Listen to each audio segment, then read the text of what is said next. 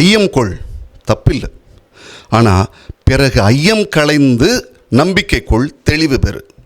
அன்புக்குரிய சகோதர சகோதரிகளே, ஜூலை மாதம் 3ஆம் தேதி இன்று தோமையாரின் பிறந்த நாளாக இருக்கிறது. 12 சீடர்கள் அப்போஸ்தலர்களிலே இவர் ஒரு முக்கியமான இடத்தை பெறுகிறவர். அதோடு மட்டும் இல்லை, இந்தியாவினுடைய விசுவாச தந்தை என்றும் இவரைத்தான் சொல்லுகிறோம். இந்தியாவுக்கு கிறிஸ்துவை கொண்டு வந்து இந்த உலகத்திற்கு, இந்தியாவிற்கு அறிமுகப்படுத்தியவர் என்று சொல்ல முடியும். இவரை குறித்து சொல்கிறப்பெல்லாம் பொதுவாகவே சொல்கிறது சந்தேகம் என்று. அதை குறித்து விளக்கம் சொல்வதற்கு முன்பு ஒரு 2-3 விஷயத்தை உங்களோடு பகிர்ந்து கொள்ள ஆசைப்படுகிறேன். இயேசு அவருடைய சந்தேகத்தை அங்கீகரிக்கிறார். அந்த அங்கீகரித்த பிறகுதான் அந்த சந்தேகம் நீங்கப்படுகிறது. இவருக்கு ஒரு பெயர், இயற்பெயர் உண்டுன்னு சொல்லுவாங்க, திதிமுஸ் என்று.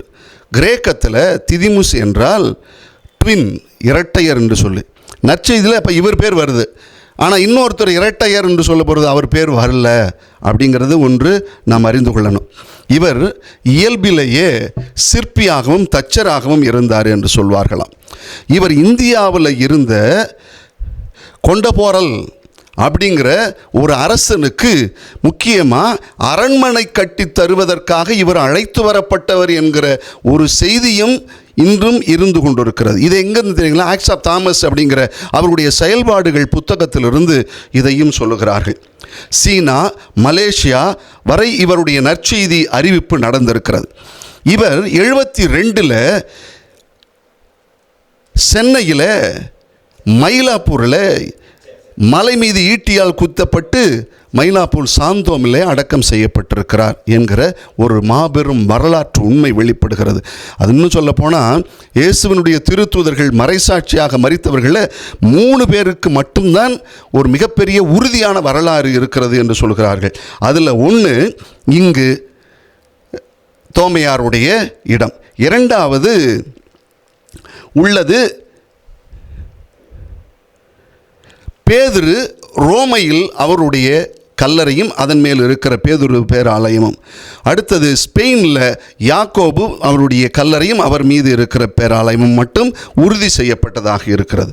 தோமையார் மலையில் இன்றைக்கி நீங்கள் போய் பார்த்தீங்கன்னா தெரியும், 7ஆம் நூற்றாண்டில் ஒரு கல் சிலுவை வச்சுருப்பாங்க.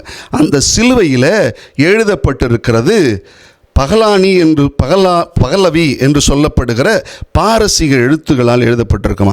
இது எதை காட்டுதுன்னா, ஆரம்ப காலத்திலிருந்தே பாரசீகத்திற்கும் இந்தியாவிற்கும் ஒரு கிறிஸ்துவம் சார்ந்த ஒரு உறவு நிலை இருந்தது என்று சொல்கிறார்கள். இங்கே கடைசியாக சொல்ல வர்ற விஷயம் இதுதான்.